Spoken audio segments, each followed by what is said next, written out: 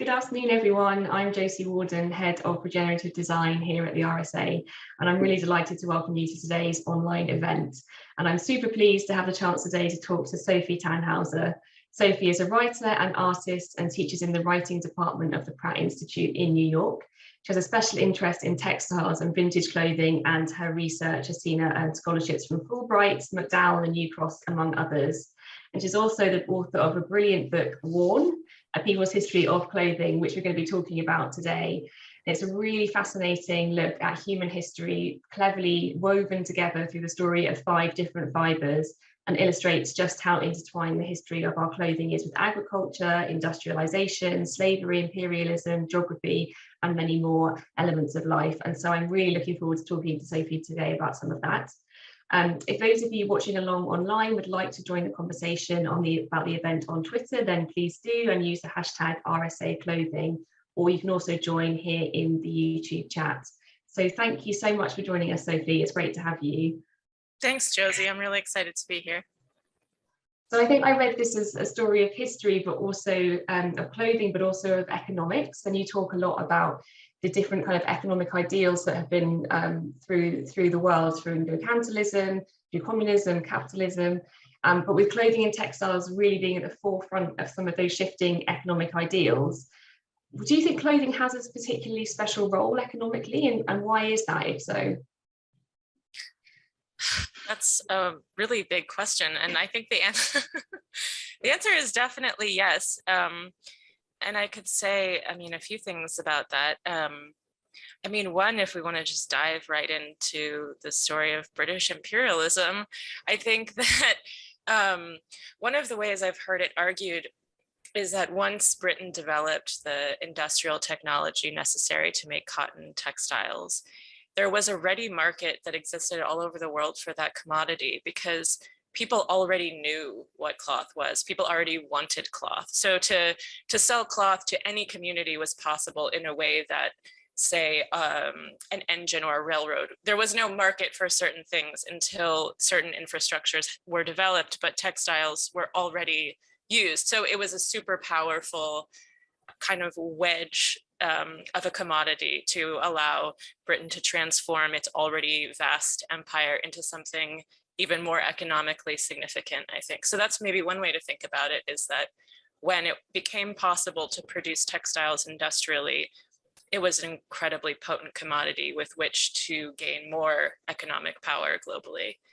But I think another way to think about textiles is that they're essential to, I want to say they're essential to human life, but most people wear clothing and have done for quite a long time. Some anthropologists think that clothing was a technology that allowed people to expand the range of climates in which they were able to live. Putting on furs allowed early humans to expand the range in which they could exist. So it is pretty fundamental to human civilizations to make textiles and wear them, in a similar way that it is to have food. But I think that textiles are, they're like shelf stable, right? So you can put a bunch of textiles on a caravan and take it to, if we're talking about like early nomadic trading, that's also, I think, maybe partly what makes clothing today as well so powerful as a commodity. Now, of course, we trade like grapes across oceans. So it's not as though we don't have the technological capacity today to also trade vegetables and grains, readily across the earth. But I think for a long time, textiles have been really something you can pack, something you can trade relatively easily. So they're a huge zone of human economic activity in the very local scale from very early on.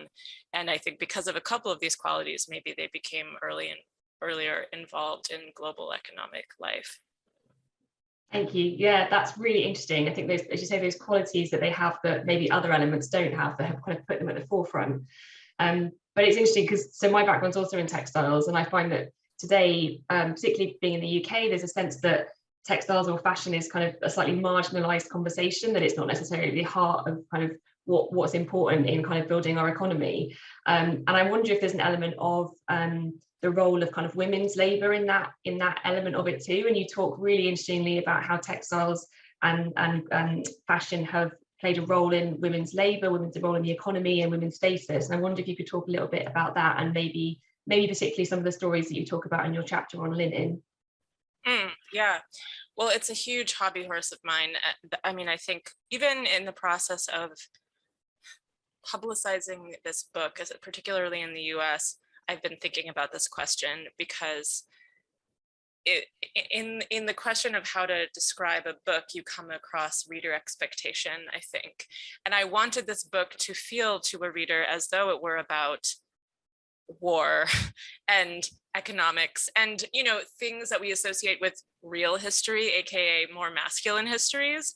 And I think that's, yeah, a kind of defensive reaction on my part, because of the reality that when you say clothing, people think insignificant because women, I think it is that direct.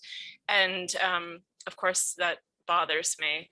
So one of the things that I tried to do in the chapter or the section about linen was to think about women's labor from the perspective of the evolution of a cash economy. So particularly the setting that I take is England and early colonial US. And in the kind of early part of that section, I try to tell the story of guilds and of early linen guilds, and of how when guilds became threatened by kind of proto-capitalist trade networks, so people kind of casing the countryside to buy up home workers' cloth to sell on foreign markets, threatening the guilds that were really trying to be the only ones producing linen and get a fair price, how that kind of pressure on guilds caused them to then sort of turn on women and expel women from guilds, and also the broader kind of economic cultural movement to expel women from market activity at the very moment that it became essential to have cash. So kind of level upon level of disruption, and how the way that women's labor is valued and configured is never separate from the broader disruptions that are happening to a community. And I think that's true now in parts of the world, that when communities are getting shoved off of the commons, whether that is literally shoved off of land or out of certain economic activities, women are often the first to get shunted to the side. So I was hoping to look at women's labor before the advent of the wage. And then as the wage becomes the mechanism by which one is sustained, where are women positioned at that very moment? And that story has a lot to do with textiles. And so I kind of started with the weaving guild of linen, but then really in that section wanted to get to the moment when the Industrial Revolution changes how cloth is made. And I think the Industrial Revolution is primarily a fabric revolution. And I think it evokes in the image of the steam engine and men in overalls, or I don't know what you call them in the UK, maybe overalls as well. But to me, the Industrial Revolution, first and foremost, is a revolution in the way textiles are produced. And its workers are women and children. They're not like strapping young men. So I think that, to me, feminizing the historical sense of the Industrial Revolution was important, at least for myself, to kind of grasp what the driver was economically of that huge upheaval in the way that goods are traded and produced.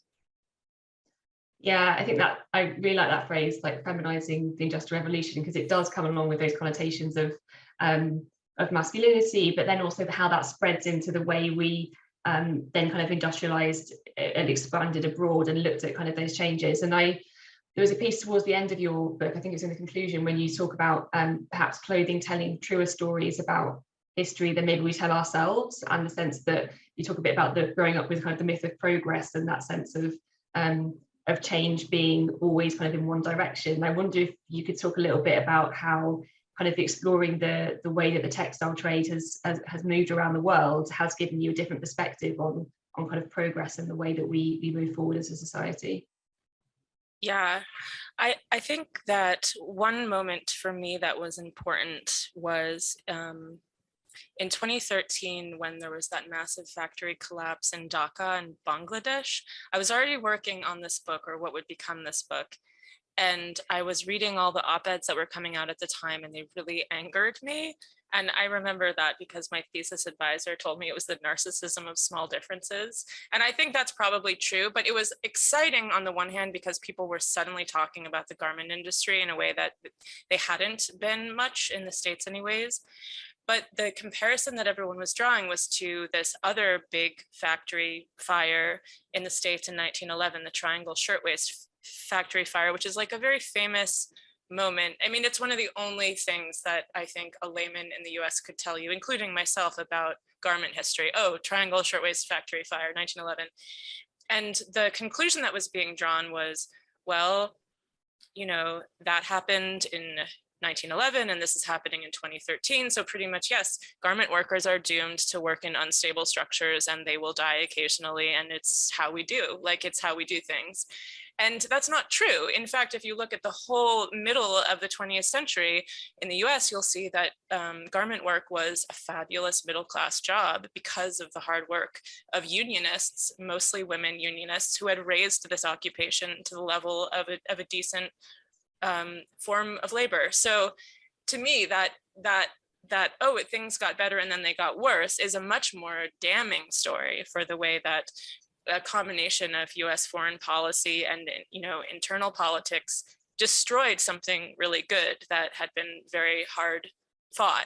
So I think, yeah, the myth of progress is extremely devious. And I mean, I even went to a museum in New Hampshire. It was a textile museum in what was once the Merrimack Mills.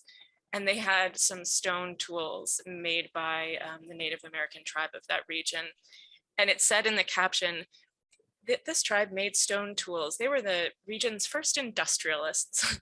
And I was like, that is so deceptive. And then they moved, you know, to the story of the mills, and it was this great victory, but no mention of what the town is now, which is this hollow husk where the main industry is rehabs for heroin addicts. Like, it's a completely gutted town, and it's not a progress narrative. It's the story of a town that put a huge dam on its river, destroyed all its fish, created miles of cloth every day, and then collapsed when the industry moved overseas. So it's very difficult to wrest a progress narrative out of, but the museum still tries. So it's very powerful, I think, as a myth in the US.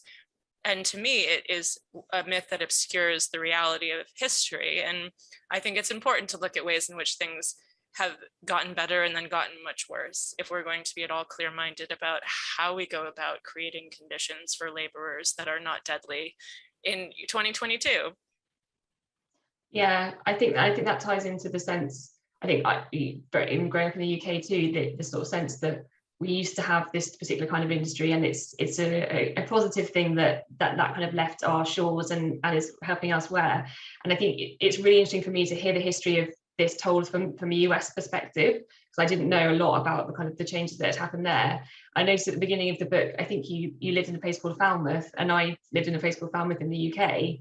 And I think there's something really interesting. Obviously, that's not a coincidence. That's about that sense of kind of colonialism and the kind of the shifting of the kind of industries abroad as well. And so I wonder if you could talk a little bit about the history of kind of colonialism, particularly in this sense. And you bring that out in a lot of your chapter around Coston and how that shifted the way things are working in what became America.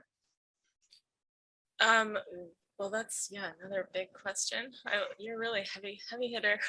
I guess, I mean, one thing I could say is that I think what I found myself dealing with a lot in thinking about the contemporary garment trade was sort of multiple layers of colonialism. So in southern India, for example, looking at like an initial wave of a colonial experience, but by the British, and what that had done to destroy the local industry. Because one of the stories that I tell is how India was once, this incredible producer of cotton textiles that were the most valued cotton textiles in the world, and how the British kind of systematically destroyed that industry so that they could use raw cotton from India and sell finished cotton goods to India. And now, you know, there'll be really low-paying jobs in a spinning factory being provided to rural women in Tamil Nadu. And the narrative is, isn't this wonderful? We're helping these women escape starvation, you know, without this job, who knows where they'd be, which works if you ignore the primary wave of colonization that rendered these women, you know, indigent, but it doesn't work if you think about that history. So now, you know, regions like that are kind of, and in India too, there was a union story, like that there was a highly unionized textile industry in India up until the 80s. So it's again there, a story of progress and then kind of decline on from the perspective of the worker in any case. So I think in terms of the relationship between the US and England, I've always been kind of curious about the women's movement and why the women's movement emerged in the UK and the US at the time that it did, and what the relationship of that movement was to the industrialization of textiles. I think that in fact might have been, sorry, in a way the origin point of this whole interrogation. And I don't know that I've cracked it or found the answer, but I have to say that I find that really striking, what it meant for women to be suddenly both sort of freed from a particular position in a kind of subsistence farming economy by the advent of industrial textile production, and then marginalized within it. I don't know, I think I'm wandering a little bit, but I just wanted to maybe note, since you asked, that for me privately, that question animated this book, and I'm not exactly sure why that is, but it is. That's really interesting. Yeah, I wonder on that, what kind of drew you into looking at clothing and textiles in your kind of personal story? Well, I like clothes. I always have. I liked them as a kid. I liked playing dress up. And I think at a certain point I became indignant, maybe, let's say, or disgusted, let's say, to take it even further, with what we were all wearing. I think this was around my sophomore year of college, that there was this particular skirt that was popular in the US. So it was like very low cut and very short and very limp. It had like a ruffle. It was Giselle Bundchen popularized it, and it looked good kind of on her, but really on almost no one else. And it was just such a pathetic kind of structureless piece of fabric. And I was in college, and really, you know, intelligent women were wearing this skirt, and I thought, like, what is happening here? And it was around that time that I was introduced to a couple of kind of British Victorian intellectuals like Ruskin. Reading Ruskin actually and William Morris, I think, helped me to feel that sometimes when you look at something and it bothers you, it's because it's bad. I mean, I felt at first that this kind of aesthetic distaste I had was just, I don't know, snobism, or, you know, it's very surface. But I think reading those two guys and having them say, you know, if you look at a table and it's ugly, it's because probably something in the social mechanism is ugly as well. And taking aesthetics seriously enough to interrogate the mode of production that produced the object that is causing you aesthetic distress, like that kind of tipped me off to something. And I started thinking, well, what is cotton? I mean, what's the story with that? Let me think, you know, let me go through my Rolodex. Well, there's the story of slavery in the American South. There's a story of British in India. How are garments made? I have this hazy conception that they're made in sweatshops in Indonesia somewhere, and every once in a while we have a freak out about that in the US because there's children making our shoes, and then we forget about it. Like, maybe if I start piecing these stories together, there's actually something bigger behind the fact that this skirt really bothers me. And that just turned out to gather more and more speed, I think, for me. It wasn't in college that I started working on the project, but that's, I think, where I made made the transition from feeling that the clothes my contemporaries were wearing bothered me because there was something wrong with me, to feeling like the clothes bothered me because there was something wrong with the global system of production. And so much later, when I kind of had the, I don't know, attention span, let's say, to devote myself to kind of a larger work of nonfiction writing, this was to me obviously going to be the subject. And I always wanted someone else to do it, to be honest. I was waiting for somebody else to do it. And there was a book that came out in the US called Empire of Cotton by a historian named Sven Beckert. And when that book came out, I thought, oh, good, someone else did it. I don't need to do it. And I read it and I thought it was a huge work of scholarship and a really helpful description of how central cotton was to the formation of the global economy. But I didn't feel that women were at the center of it. And that was the piece that I had to, I don't know if correct, that was the piece where I thought, okay, I still have a job, I think, because unless you think very seriously about women's labor, alongside of the story of imperialism and alongside of the story of environmental degradation, the complete story can't be told. That's really fascinating to hear that kind of that origin story of where things came from. And you say also at one point in the book that making good cloth can't happen in isolation. And that feels like, again, that sort of draws on that sense of all those things that you've learned. Can you talk a little bit what you think about what is needed for good cloth and who could support that to happen? I was actually at a conference yesterday on Zoom, but it was put on by a textile school in North Carolina. And there was a lot of people there involved in interesting stuff, using hemp or oranges or seaweed. It was like pretty exciting, actually. But I think that one very basic thing that's involved is, I think that textiles are ultimately an expression of a form of agriculture. So predominantly now our garments as a globe are made of cotton and petroleum, essentially. Those are like the two most common fabrics. We do use linen and wool and silk and other things, but those are the big ones.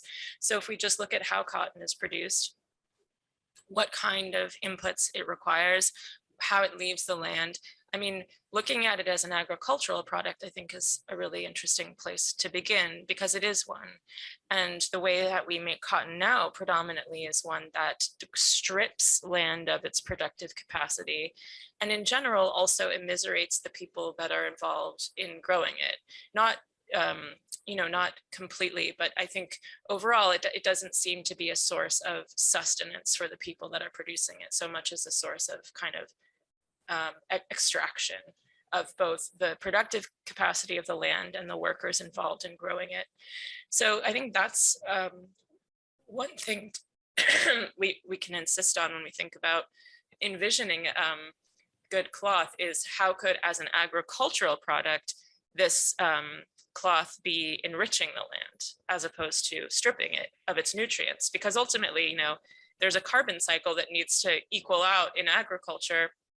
And traditional systems of agriculture in the UK, I mean, it was interesting going to Cumbria a couple of years ago to go to Woolfest, where people are really taking seriously what it means to put carbon back into the land instead of taking it out.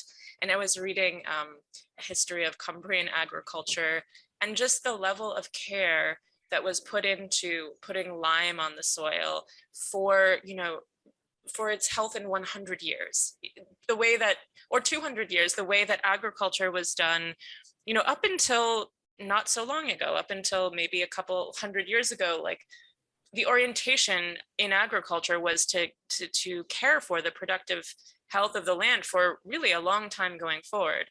So I think it's relatively new that the way of doing agriculture that we kind of use globally is not really taking that into consideration at all.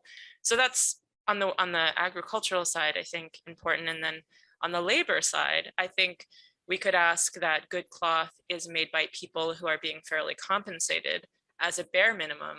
But to me, and this is where maybe I feel a bit utopian, or maybe kind of yeah, get a little bit out of the realm of just being a, I don't know, basically ethical, and have something a little bit more, to me, demanding. Is that I think the people that are making fabric should also have creative freedom, because it's an amazingly creative act to make clothing or textiles historically, you know, to weave, to sew, to embroider. There's so much space there for an individual to express their genius, their individual genius. And so my hope would be also that good cloth is creating opportunities. And this is maybe something that I really did get from Ruskin, I think ultimately, is that if you have a lot of workers just executing the plan of a designer as kind of drones, the result will be impoverished, because every individual person has good ideas. And if they're allowed to use those good ideas in the making of an object, then it's going to be nicer for them and for the object. So I think that's for me, the utopian ideal that I hold up when I think about what good cloth could be. Sounds brilliant. I think, yeah, I really was interested too in the way in the book, it feels like there's a sort of thread. It's really hard not to use textile puns when talking about it, because we use it so much in language. A thread that runs through that is around the abstraction of place as well, from cloth and textile cultures being totally rooted in place, in culture and identity and landscape, into this kind of globalized but often quite generic sense we have now. And there's so many debates about within sustainability in textiles of like, is this cloth better than this cloth? But actually it feels like the root question of what's right for place and what's right for those people feels really important. And similarly, it's a space that is often accused of appropriating culture through taking styles of different clothing and kind of presenting them in a different way. But again, maybe that's to do with that sense of not giving agency to places to kind of have that creativity. Instead, we're just taking it from one place and plonking it in another.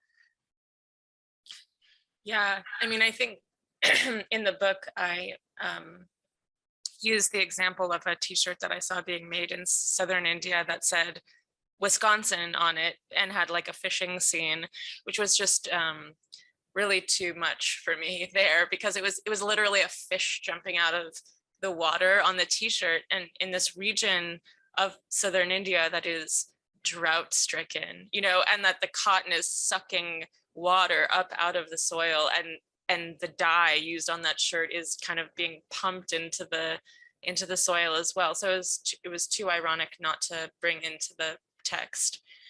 But maybe that's partly to say that we still feel as though clothing should signal locale, I think, very much. And it's, I mean, I think all over the world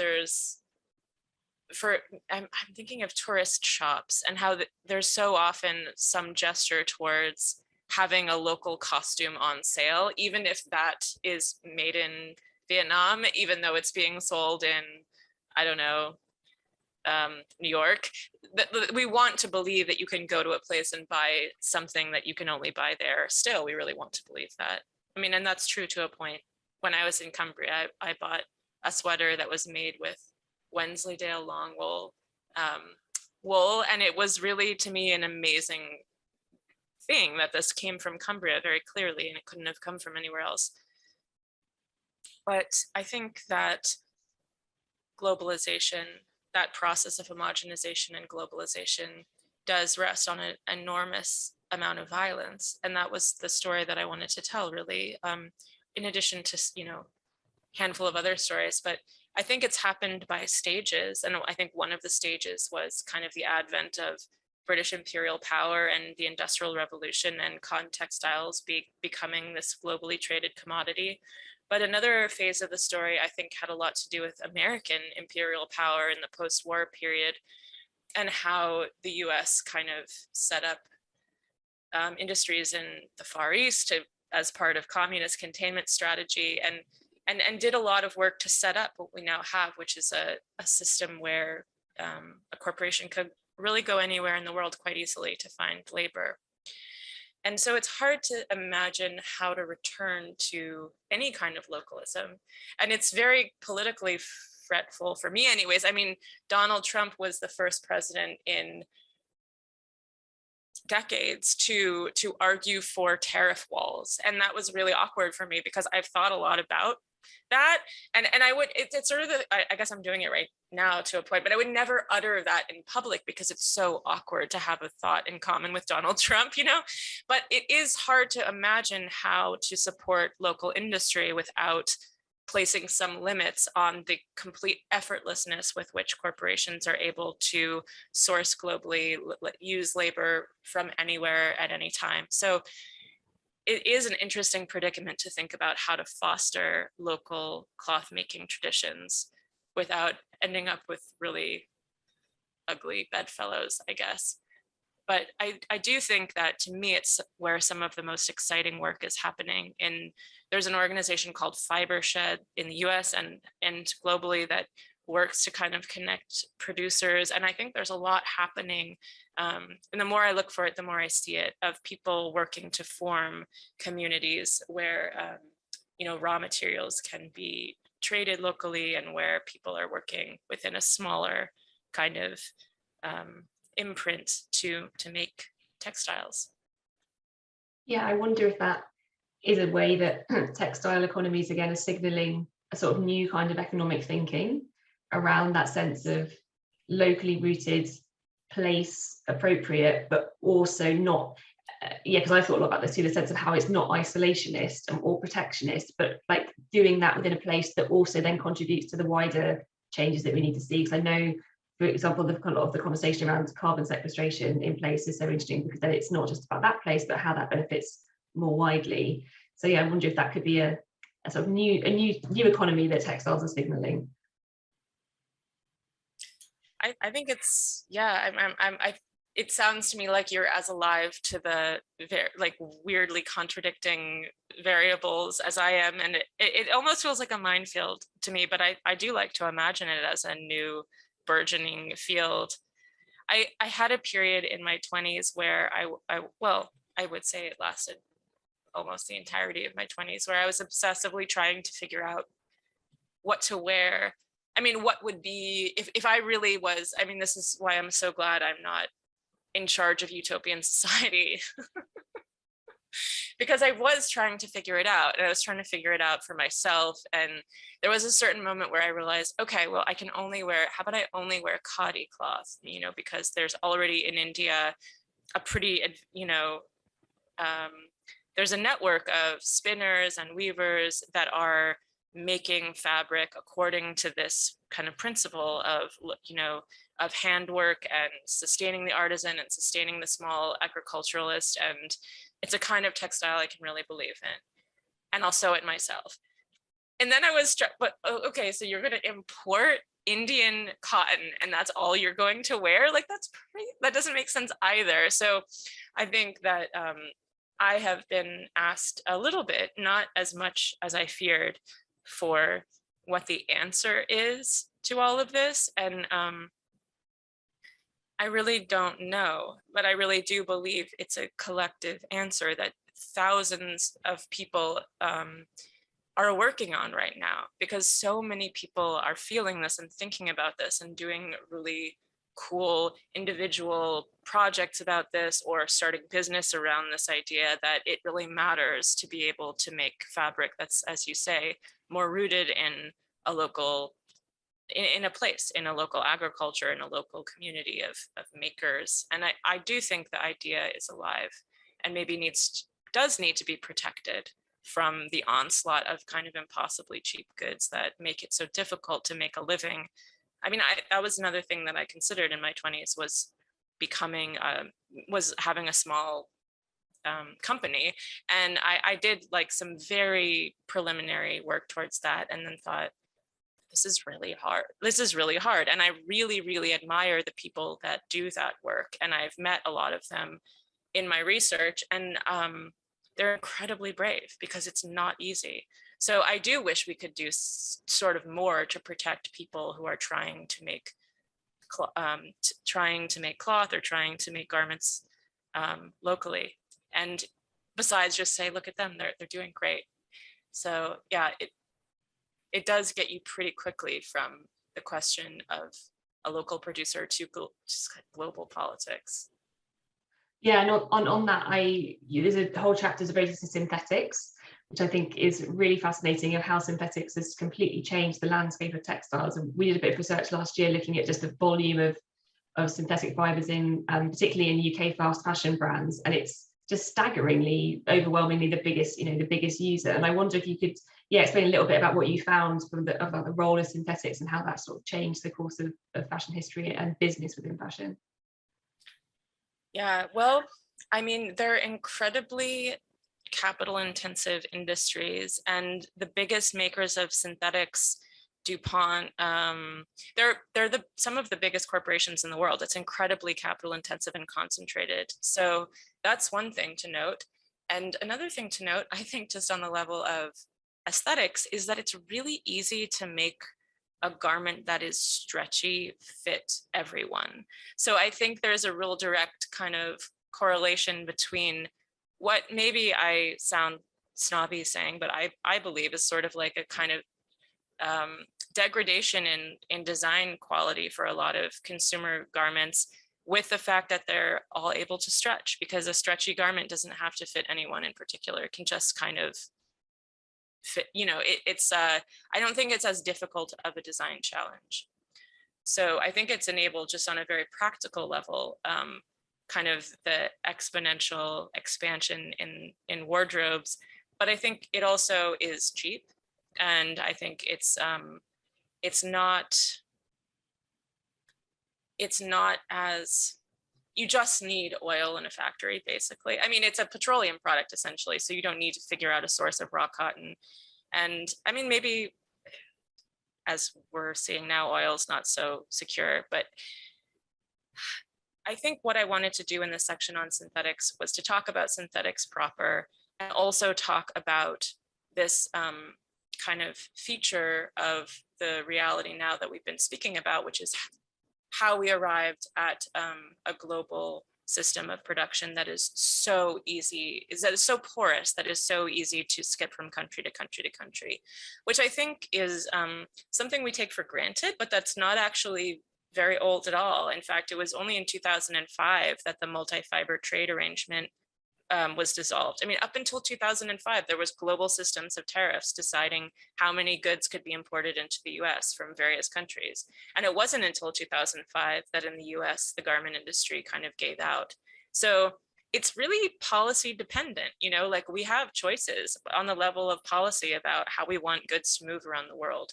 So yeah, I think this section about synthetics was by far the most depressing for me to write, and I've heard from readers that it's also very depressing to read, and I'm sorry, but it is, to me, the story of both kind of crushing the labor unions and just this incredible proliferation of goods, because once you have a material cost that low, I think that labor costs and material costs work together. So you know what I mean? Like, the material costs of a synthetic garment are so minuscule that you're really just looking at getting the labor costs as low as you can. If you are already spending money on fabric, then you may as well spend a little money on labor as well, because your price point's that much higher. So I don't know the exact ratio, but just kind of anecdotally, to have to consider the material cost for a garment almost not at all is really significant in the way that big corporations do their decision making about labor, I think. That's really interesting. Yeah, and it feels like with this kind of synthetics conversation, that sense that I'm wondering if people have made the connection quite so clearly between both social and environmental impacts with synthetics and the way that maybe people have started to do with other fibers, because I think maybe the kind of conversation has not been there around synthetics for a long time, and it's starting to be, particularly with the connection between kind of climate change and oil and gas extraction and fabric. That's quite a new link, I think, but it's beginning to be made. I wonder if you had anything around that, kind of the way synthetics have been marketed to us over history, and how that's kind of affected our own idea of what they are and what they do. Yeah, well, as you're speaking, I was thinking class, because it's so, I mean, they were initially marketed as luxury items, right? And I mean, the very early rubber clothing is sort of like this, flash in the pan, but it was kind of the first synthetic, was this like very brief, desire on the part of clothing manufacturers to be able to make clothing out of rubber. And that was initially marketed as extremely high fashion. And then, yeah, early synthetics, corporations in the US were partnering with Christian Dior and French couture to make sure that they were early on setting up the public imagination to feel that, nylon was luxury. And that worked for a while. It worked until this kind of advent of massive overproduction, as the US kind of conglomerates were just pumping out more and more. And we also had, in the US I'm speaking, I don't know exactly when the British public turned on synthetics, but in the US it happened around the time of massive overproduction, and people started to think of them as cheap. And then kind of like dramatically became revulsed by this material overnight that had been kind of the savior to a lot of people who found it much easier to launder synthetics, found it much easier to look professional without having to iron them. And so they were really beloved for a moment. And then the public turn against them was very swift. And one marketing study I read was incredibly interesting, because as marketing got more and more granular in the US and down to the level of counties, and trying to figure out all of the different types of consumer. I mean, now the level of data that is gathered about us would completely dwarf the level of granularity that this marketing kind of innovation was doing. But basically there was this advent of a new kind of granular marketing where they're kind of putting consumers in smaller and smaller boxes. And one of the main, and so there's a lot of difference in taste, but it charted a moment where a very broad stratum had one thing in common, and it was that they had turned away from synthetics. And it was entirely about a socioeconomic class. So it was sort of a hippie thing at first in the US to turn away from synthetics, and then it kind of became just a bougie thing. And it still has this class marker. So I still feel awkward about saying I don't like to wear synthetic clothes. Like, that to me immediately marks me as this kind of like bougie person. It's weird. But that to me gets, okay, there's just two more things I want to say. I think that synthetics producer have really successfully rebranded themselves in the last 10 or so years with microfibers. And I mean, if you look at Uniqlo ads, it's wicking, it's heat tech, it's cold, it's hot, it's just the magic of science. And I mean, microfibers are an incredible environmental problem that makes me kind of cry to think about what they're doing to the ocean. But I think they've been really successful in rebranding what synthetics are, and in imitating a broader range of natural fibers, so that people want to wear this textile close to their skin in a way they might not have wanted to wear polyester, say, of a traditional kind of double knit 70s kind. So I do think there's been a successful rebrand. But the other thing I want to say about class is that we run into this incredibly kind of powerful argument, I think, early on with clothes. The same thing happens with food in the US, that if you're arguing for more expensive clothing, which is what the outcome would be of implementing any of the things that I would desire, in terms of more sustainable agriculture, better pay for workers, let alone like creative rights for workers, all of that produces a more expensive garment. And then people say, well, that's elitist because, like a working class American or even a middle class American can't afford that. And that's true. And that's why I think it's important to think about global equity and national equity like side by side, because as wealth disparity grows in the US and as wages stagnate, we do have a system where workers can't afford anything other than something made by an even more exploited foreign worker. So one supports the other and they work in tandem, I think. And I think I don't know that it's any evil genius's strategy, but I think the effect of having a massive influx of really cheap goods supports keeping wages in the US impossibly low. because if you are making an impossibly low minimum wage but are still able to buy a lot of clothes, that's a very different circumstance than if you can't afford to buy clothes. It just becomes, poverty becomes, it just looks different. And so I'm very interested in that, and I think it's part of what makes the problem so difficult to address on only a local level, because it's global at the same time as it's local, just fundamentally, I think. Yeah, I'm really glad you brought that up, because I feel like that is a question that is talked about so much in terms of changing fashion. What does that mean for sort of the way fashion has been democratized, and I'm using air quotes there, for over the past sort of couple of decades particularly. And it's really interesting. I think you say it's a great example of really a systemic challenge of you can't look at those different bits in isolation. They are really, really interconnected. And I think that's a great argument for explaining actually how, looking at cheaper clothing in one place is really tied to kind of the impacts on people in other places too. And I think just kind of picking up on that element of conversation around class too, it feels like that's another thread that kind of goes through that sense of how clothing has always kind of, I guess, been an expression of social class and your kind of social status. And there were some really interesting elements, particularly within the story around silk, of kind of how silk became seen as kind of how people could have different statuses. I wonder if there's anything else you would sort of add on the way that we use clothing to kind of identify and signal those things. Well, yeah, I think it's endless. And I mean, I've been sort of left in the dust in the last couple of years with TikTok, and I mean, I can't speak. I think it's one of the things that is a constant feature of the last few hundred years is this notion of acceleration, that things are just happening faster and faster and faster. And that's what I mean by I've been like left behind by TikTok, in terms of now how fast something can move from an image on a phone to a factory somewhere else to being another image on a phone to another. It's just extraordinary. But the story that I told about silk in the context of Europe was a story about a society moving from a feudal order into one where people really could have social mobility.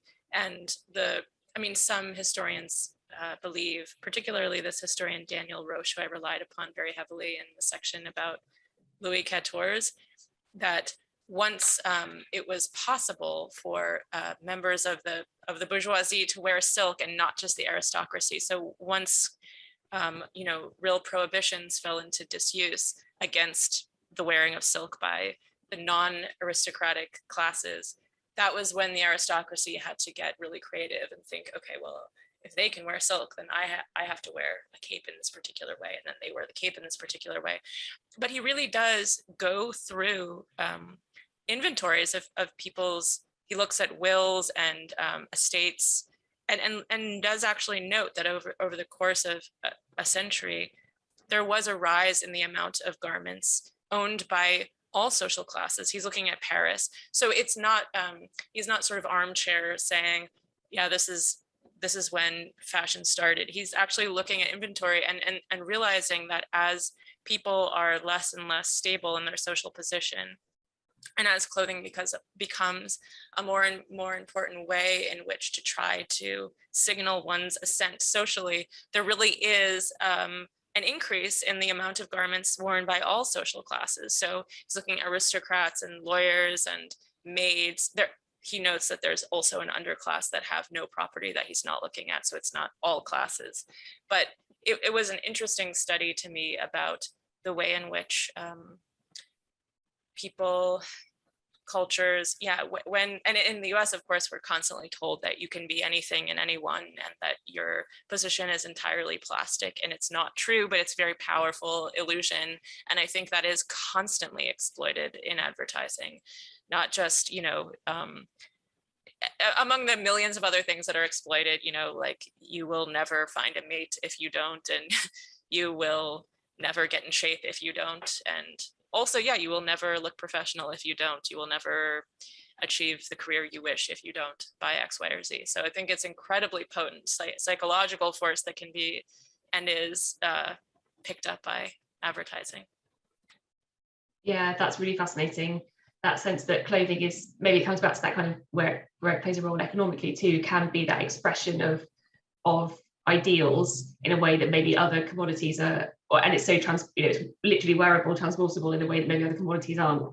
Is really, yeah, super interesting. Well, I feel like I honestly could talk about this all day. I absolutely love the book. It's incredible how you put together so many different strands of thinking and stories into this, and really, really powerful overall.